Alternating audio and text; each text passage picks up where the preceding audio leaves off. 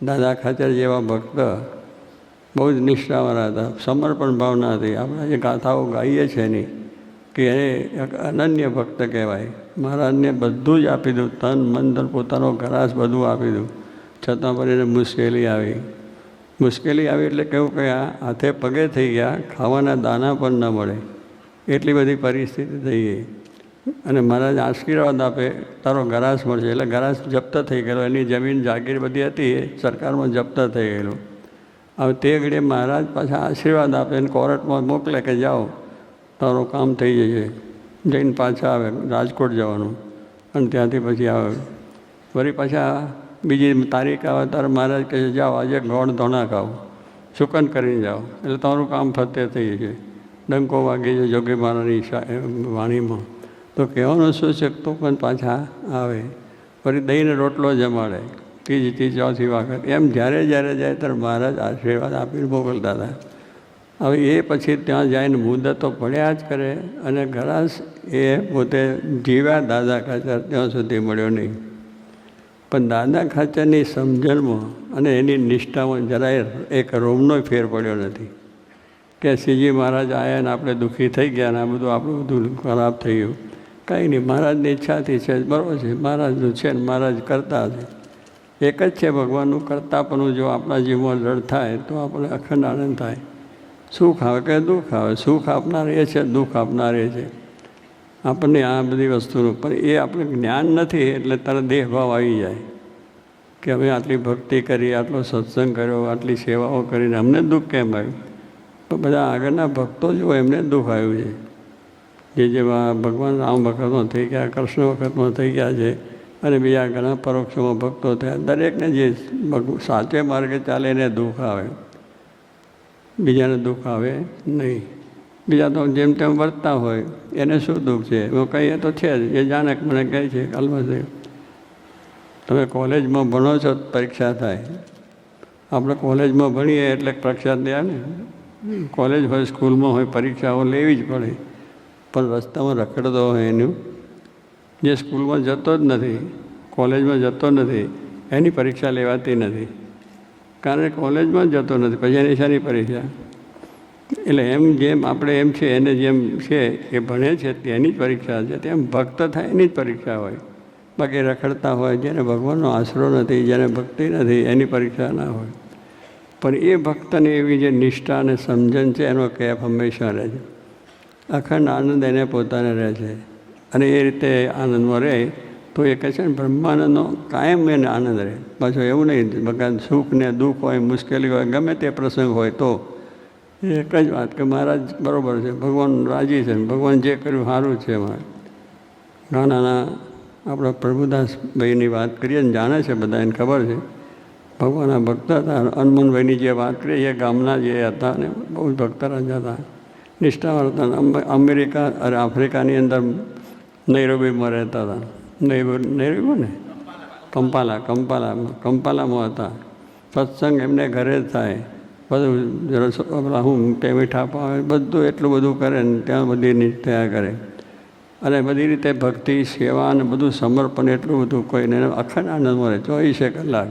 આજે મારે ઘેર થાય લીલા લહેર, આજ મારે ઘેર થાય લીલા. પણ શું ઘરમાં કંઈક ઠણ ચાલતું હોય, નહીં કે મારે લહેર થાય. એટલા પૈસાદાર પણ નહોતા, પણ છતાં એ સમય આ ઉત્સવ બધું કરતા હતા ને કરતા પણ આ ઉત્સવમાં કાયમ રહે. પછી એડી અમીને બધાને કાઢ્યા, ત્યાર પછી ત્યાં દેશમાં આવ્યા. કારણ કે તો આમ બંદૂકની અન્ય નહીં કરવું પડ્યું તોય આનંદ.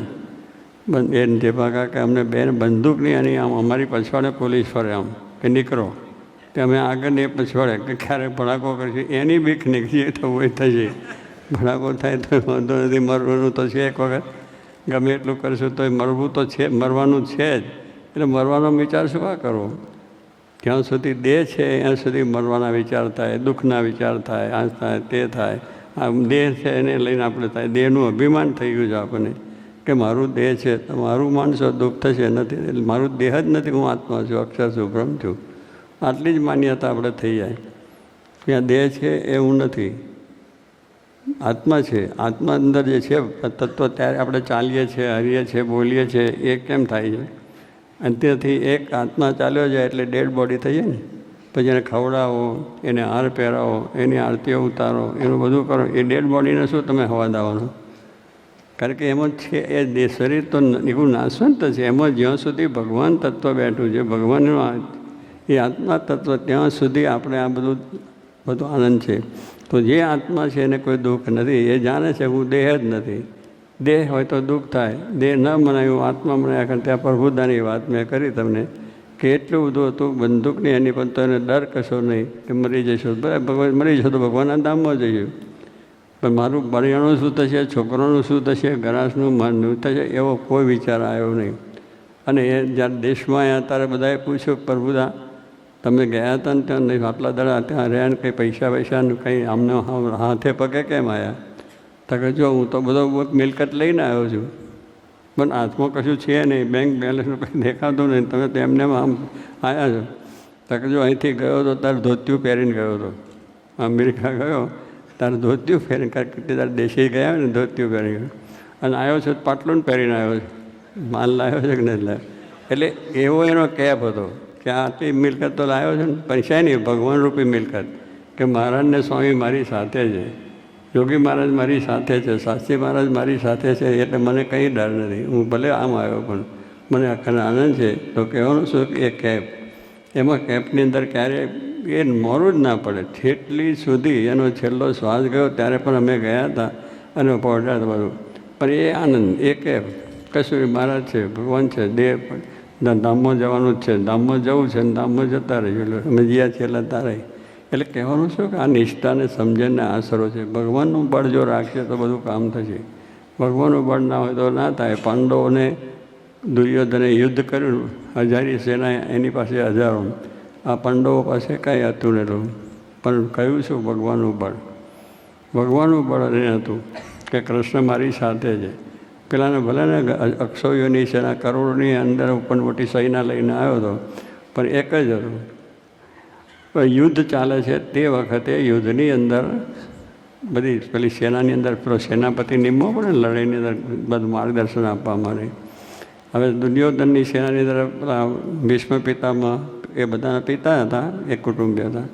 એમને એક વખત લડવાનું આવ્યું સેનાપતિ તરીકેનો હોદ્દો લઈને, અને એ તો બહુ સમર્થ હતા. તે જે યુદ્ધ ચાલ્યું એની અંદર આપણા પાંડવનું સૈન્ય બધું એ થવા માંડ્યું, નાશ થવા માંડ્યું એવું એ અસમર્થ. પછી રાત્રે થોડા દાડા થયું, પછી એ બે પેલા શું એમણે ભીષ્મ પિતામાં બહુ કામ થયું નહીં, અને એની સેના કૌરવોની હારવા માંડી અને પાંડવોની જીત થવા માંડી.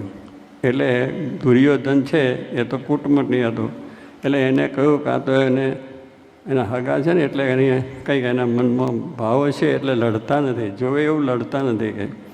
એટલે ભીષ્મ પિતાને થયું કે આ તો મને આવું કર્યું. તો ભીષ્મ પિતા શું કે કાલે અર્જુન નહીં કાં તો હું નહીં. અને ભીષ્મ પ્રતિજ્ઞા કહેવાય છે, આપણે બધા જાણો નહીં. ભીષ્મ પ્રતિજ્ઞા કરી એટલે એ કરે જ છોટું, એ મરેંગા યા કરેંગા, જે થવાનું થાય કામ કરવું ભલે મરી કરી. એટલે ભીષ્મ કહ્યું કાલે એવો લડ્યું કે કંચર ગાન પાંડવોનો સૈન્યને કાઢી નાખું. ભગવાન કૃષ્ણે સાંભળ્યું અને હાજ પડે એટલે લડાઈ બંધ થઈ જાય. એટલે હોના કંબુમાં જઈને હોઈ જાય. અર્જુન જઈને હોઈ ગયો. અને પછી સાંજે 10-11 વાગે 10 વાગ્યા થયા પછી કૃષ્ણ પરમાત્મા તેની પાસે ગયા કે અર્જુન તું ઊંઘે છે કેમ? તો કેમ ના? તો તને ખબર નથી કે શું? મને ખબર છે. શું છે તમે કહો? તો કે કાલે ભીષ્મ પિતાએ કહ્યું છે કે આજે કે તું આ બધું એવું લડશે ને તો આખી તારી સેના હશે, અને કે હું નહીં કાં તો અર્જુન નહીં એવું બોલ્યા છે, તો તારો કાલે નાશ જ થઈ જવાનો છે, તું સમજ લે. પેલો કહે છે ભાઈ મારો નાશ થવાનો જ નથી. કેમ? તો કે મારી તો કે ઊંઘે છે કેમ? તો કે હું તો ઊંઘું છું પણ તમે જાગો છો ને, મારા માટે તમે જાગો છો બધું આખી હથિયાર લઈને. અને એ રીતે કહેવાનું શું છે કે એને એટલો વિશ્વાસ હતો ભગવાન ઉપર કે ભગવાન જ્યાં સુધી છે તો મારી જીત થવાની છે ને હું મરવાનો પણ નથી. આ એક જ્ઞાન છે આપણું, આત્માનું જ્ઞાન જ્યારે દૃઢ થાય છે ત્યારે આ બધા વિચારો થાય. ભગવાનનું બળ જોઈએ આપણે, ભગવાનનું બળ રાખવું. ગમે ત્યાં જાઓ, ગમે તે કરો, ગમે તે પણ એમાં બળ જ રાખવું. તો એ પ્રમાણે આપણે બળ હંમેશા માટે રન થઈ જાય. તો એ આપણા જ્ઞાન છે એ મહારાજે આપ્યું છે. અને એ બળે કરીને ભગતજી મહારાજની સ્થિતિ તમે જુઓ, એના આખું પેલું વાંચજો તમે, એમની જીવનચરિત્ર, કેટલું એમને દુઃખ પડ્યું છે. એમને જ ગુણાત્યાન સ્વામીને રાજી કરવામાં અને એમની સેવા કરવાની અંદર એમને બધું જ દુઃખ પડ્યું. સત્સંગમાં અપમાન થયું, તિરસ્કાર થયો, દરજી છે, ફાટલો અને વહવાયું છે, આવા શબ્દો બોલ્યા. ત્યારે આપણે પેલા દરજી ઉતાર બધાને આપણે લોકો વહવાયું કે ત્યાં આગળ એ વહવાયું એટલે છેલ્લી ખોટીના માણસ. એટલે ભગતજી જેવાને સ્થિતિ છે અને પેલા લોકો બોલે કે વહવાયું છે ને આવું તેવું, તો એ ભગતજીને કાંઈ નહીં. પેલો સંતે કયા આટલી બધી બોલ્યા કે તું આવો છે ને અડધો કલાક સુધી અપમાન કર્યું. હવે તિરસ્કાર જ એકદમ જ. હવે ભગતજી જેવા સ્થિતિવાળા હોય ને ત્યાં જોડે પાછા હરિભક્તો એવા નાના હતા, જોડે હતા. ભગતજી કે કંઈ બોલવું નહીં, બોલવા દો. બોલ્યો અડધો કલાક, પછી કે હવે જવું? તો કે જા તારું મોઢું લઈને. તોય કાંઈ નહીં કે મને કેમ ગાર દે. પેલા પટેલો તો જરા ખમી ગયા, નાના પટેલે જોરદાર બહુ. એટલે કે મગજે કાંઈ નહીં, બોલવાનું નહીં.